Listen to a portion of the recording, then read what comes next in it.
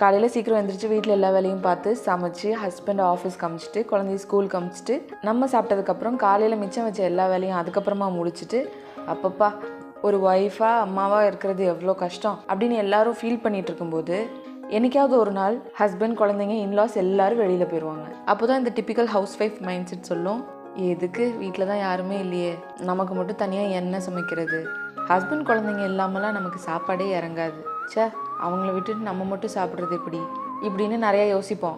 ஆனால் அவங்க எல்லாம் நல்லா சாப்பிட்டுட்டு என்ஜாய் பண்ணிகிட்டு இருப்பாங்க, நம்ம அவங்க வீட்டில் இல்லைன்னு நினச்சிட்டு நம்ம ஃபீல் பண்ணிட்டு சாப்பிடாம இருப்போம். ஜஸ்ட் ஃபார் அ சேஞ்ச் அம்மா அக்கா தங்கச்சிட்டெல்லாம் சமைச்சு தர சொல்லி கேட்காம ஹோட்டல்லையும் ஆர்டர் பண்ணி சாப்பிடாம உங்களுக்கு பிடிச்ச சாப்பாடை அன்றைக்கி ஒரு நாள் உங்களுக்காக நீங்கள் ஸ்பெஷலாக சமைச்சு சாப்பிட்டு பாருங்கள். குட் டேஸ் லைஃப்பில் வரும், அதை பெஸ்ட்டாக மாற்றுறது நம்ம கையில் தான் இருக்குது. அண்ட் இது என்னோட குட் டே. எவ்வளோ டைம் ஆனாலும் நமக்காக நம்ம மெனக்கெட்டு சமைக்கிறதும் சந்தோஷம்தான். ட்ரை பண்ணி பாருங்கள்.